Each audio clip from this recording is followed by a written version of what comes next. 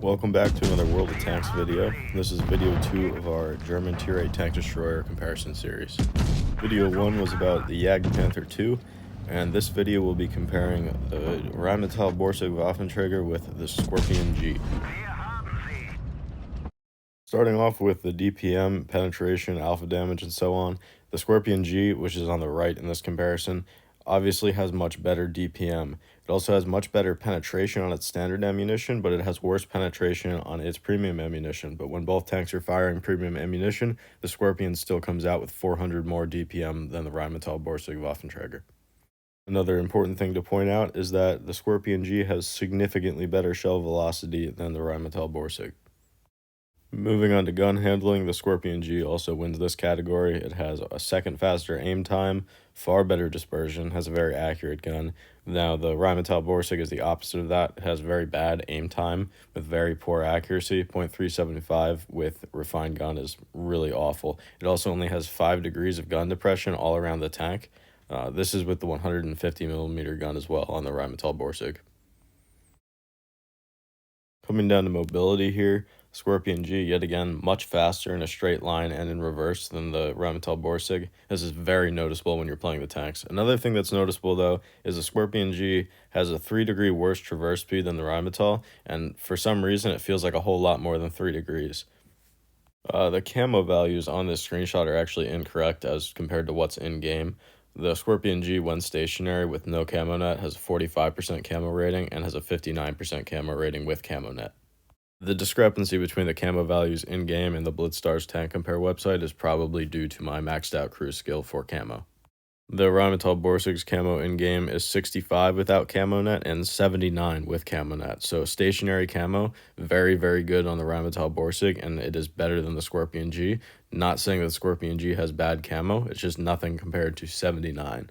This is a huge advantage for the Rheinmetall borsig because light tanks will essentially have to proxy spot you. It's around 60 meters where they'll actually have enough view range to see you when you're stationary with camo net. And if you're in a bush or double bush, they're just not going to until they get within 50 meters.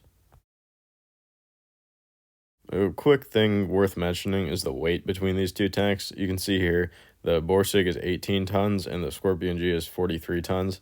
The Skorpion G can move out of the way of a heavy tank so it doesn't get rammed. There's situations where I've been unable to get fully out of the way of a heavy tank and gotten rammed for like 200 or 300 damage because you only weigh 18 tons. So that is something to consider. The Skorpion G can get out of the way because it's faster, and if it gets hit, it's not that big of a deal. You might be thinking, why would I even bother playing the Rheinmetall borsig? It seems like it's worse in almost every single category.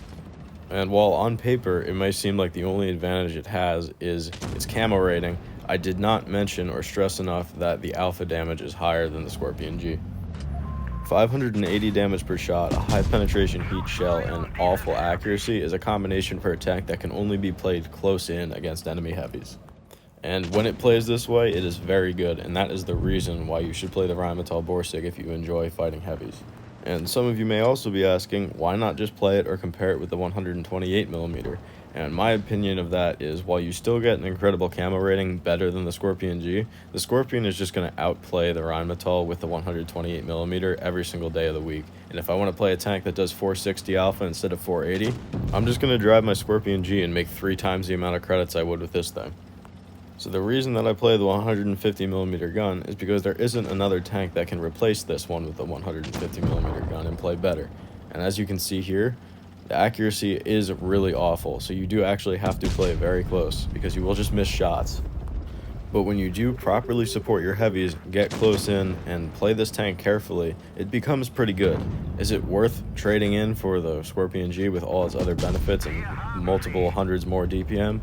I don't really think so, but for some players it might be, so I wouldn't consider this a bad tank. That being said, I wouldn't consider this a tank that's suited for a beginner either. I also wouldn't consider the Skorpion G that, but it is much easier to learn to play a lightly armored tank destroyer in something that has a more forgiving gun than this tank where you miss every other shot. This is the first tank in a while to actually frustrate me when I play it because of how inconsistent the gun is. Usually, me not knowing how to play a tank makes me want to play it more so that I can get better at it and learn how to do it. This one, I feel like my limitation is fully because of the gun accuracy and the random shots that I end up missing. Like I said before, it is still a good tank, and I can still carry games very easily in it. It's not the fact that I lose games because of the gun accuracy. That's never an excuse, because your positioning should trump your accuracy. But it does make me miss out on potential damage that I could have gotten if I didn't miss a shot. Here's an example of a shot that I would not have missed with the Skorpion G. While you may be saying I should have aimed longer, yes, if I wanted to land the shot, but I was also afraid of bouncing anyway and then getting rammed for a whole bunch of damage and then dying here. Like I said before, this tank takes hundreds of damage from just side swipes from heavy tanks, so you really have to be careful to make sure that nobody runs into you. Starting off our first full game in this tank on mines. I am not going to be able to go hill because I only have 5 degrees of gun depression, which I'm going to point out makes absolutely no sense, because gun depression is usually limited by the roof of your turret contacting your gun breech when the gun breech rises when you point the gun down. This tank doesn't have a turret roof, and there's nothing that the gun barrel would be hitting, so I want Wargaming to tell me why I can't point the gun down like 20 degrees over the side of the tank. Makes absolutely no sense. It does kind of make sense when you think about how Wargaming consistently keeps nerfing every tank in this line though. They started out with 640 alpha damage, now they're down to 580. The grill got nerfed to the ground. They just don't like this line for some reason. At the beginning of the game here, I'm going to come up to these buildings so that I can peek their heavy tanks at close range so I don't have to aim, and if I miss the shot, I'll still probably hit somewhere I can penetrate. I'm going to fast forward through this section because all I'm doing is figuring out where there are tanks on the map, seeing if anyone's going to push our spawn, and kind of letting the battle unfold to see what I'm going to do next. After a few seconds, I decided that T-55A is probably not going to peek into a spot where I can shoot him, and I'm going to move up and see if I can get any shots into this MIL-2 or the M103 that are pressuring our heavy tanks. And you can see there, real easy shot on the M103. That's exactly how you want to be playing this tank. You want to peek out from behind a building, take a shot, and then reverse behind it, go unspotted, and regroup. If you draw too much attention to yourself, people absolutely will tunnel you because they know they can HE you and they really want to hit you with HE. So you have to be very careful about popping up in the same spot multiple times because a lot of people will just pre-aim you. I'm going to focus back towards our spawn to try to kill this T-55A, and he drops below my one-shot range by a significant amount, and I low roll by 70 damage so that he does not die. We actually have a heavy tank camping in our spawn, so that prevents that T-55 from becoming a problem, thankfully.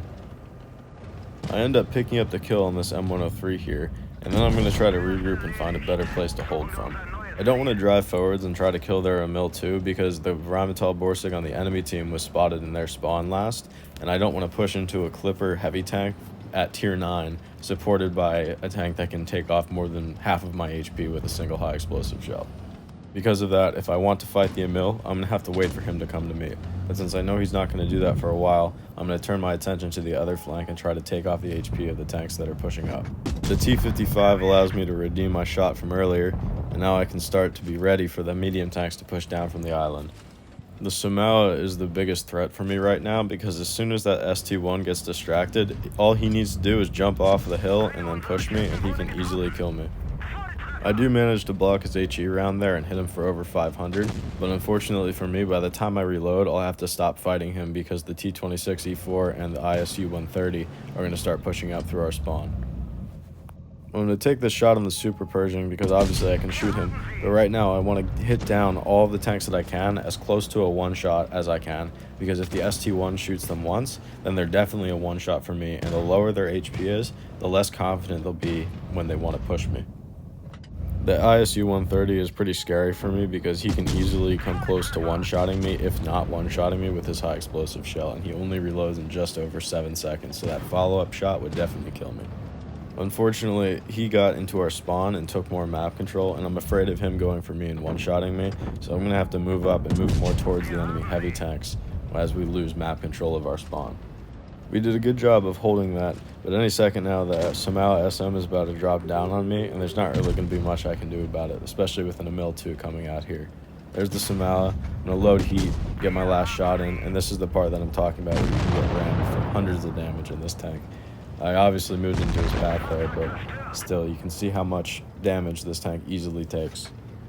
Unfortunately, I lost that game, but it does show pretty well how you're supposed to play the Rheinmetall borsig. To a spot where you can peek out on the enemy heavies and take a quick shot and duck back into cover. Definitely don't get too aggressive though, because you only have 1200 HP and you have absolutely no armor. You can get two-shotted by a lot of tier 9s. Pretty good game. Unfortunate that I lost it, but you can only do so much. Now we're going to move on to the Skorpion G. The reason that I like the Skorpion G is because it has so much more mobility and much better gun handling than the Rheinmetall borsig. This just makes the tank so much more comfortable and consistent to play. You can set up crossfires very easily, and as the enemy tanks move out of them, you can adjust your positioning very quickly so that they can remain within your crossfire. If you're forced to snipe in this tank, you can do it very effectively because your accuracy is so good, which is something that the Rheinmetall borsig can't do. You also have one hell of an HE shell. Obviously, you're not going to be doing 800, 900 damage like you are with the Rheinmetall, but you can see here, I'm actually able to two-shot this enemy Rheinmetall borsig. Consistency and versatility are things that I really look for in tanks that I enjoy, and the Skorpion G just has so much more versatility and consistency than the Rheinmetall borsig. The Rheinmetall can be consistent if you're up close, that way you just cannot miss your shots, but it's not as versatile because there's only so many maps where you can get close to the enemy heavy tanks without becoming a huge target. You can see here I could still effectively play close in with the enemy heavy tanks, but I was having a much easier time getting those snapshots off at the beginning. In this game on Yukon, I was planning to shoot the mediums that possibly went corner, or getting crossfire into their heavies if they pushed up to the cap circle. I cut this seconds before the heavy tanks were spotted, and now that they're spotted I know that they're not going to be going mid, so I can try to create a crossfire elsewhere. I don't want to be fully flanking like the T-49, because if one of them decides to run after me and chase me down, they'll probably catch me. So it's better to create a crossfire more towards the middle of the map, because if then an enemy tries to push me, I'll be supported by my whole team. Because I drove up through here, this 5100 is overextended, and you can see that great HE penetration and over 600 damage per shot is very effective. We're going to help out our friendly T-49 with his Black Prince, and then the rest of the heavy tanks are going to be directly in the middle with no map control. The only map control they have right now is our spawn with their 2 light tanks. In a couple of seconds after we kill all their heavies, that's not really going to matter though. And you can see there, that shot on the IS-3 is not something that I would have been able to make with the Rheinmetall borsig.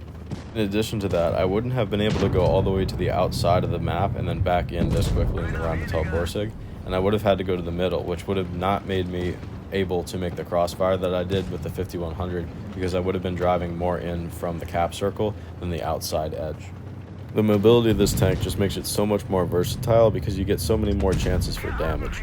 Yes, the Rheinmetall borsig is very good close in against heavies, but when it comes to a game like this, only having 5 degrees of gun depression and not being able to close in peek any of the enemy heavy tanks, there's not really a point in trading off the mobility. This is also not the kind of game where I would want 80% camo rating either. I know I'm spotted when taking all of these shots, and if I wanted to hide, I wouldn't even need 80% camo rating. You can see where the advantages of the Rheinmetall borsig are just so much more niche than they are with the Skorpion G. The Skorpion G trades off the advantages of the Rheinmetall borsig that you don't necessarily need in most situations and adds advantages of its own that are much more useful most of the time. Because of this, I'd say probably 70% of the time you'll be more happy playing the Skorpion G, but when you do get the Rheinmetall borsig in the right situation, it is still a really good tank. Unless you're specifically grinding for the Grill 15, I still think that the Jagdpanther 2 is going to be better for most players than the Rheinmetall borsig. I also think that if you're looking specifically for a tier 8 glass tank destroyer, the Skorpion G will make you better served in most situations, and unless you specifically want the playstyle that the Rheinmetall borsig offers, I would go for this tank over that one. The Skorpion G is in the shop right now for 8,500 gold, completely bare and nothing else. It is also in the shop for 17,500 gold, fully equipped with the legendary camo, but also with the TL720 fully equipped with the legendary camo, which I have heard is not the greatest tier 9 tank, so I would probably just save the gold and get the tank bare. Unfortunately, it's not the best deal right now. I hope you guys enjoyed this comparison. Next, I'm going to be going over just the Canonian Jagdpanzer because it's another tank that's in the class of its own. And then after that, I'm going to be comparing the Jagdtiger 88 with the Ferdinand and the Elephant. Thanks for watching to the end, and if you're interested, I have a Discord link in the description, so feel free to join that.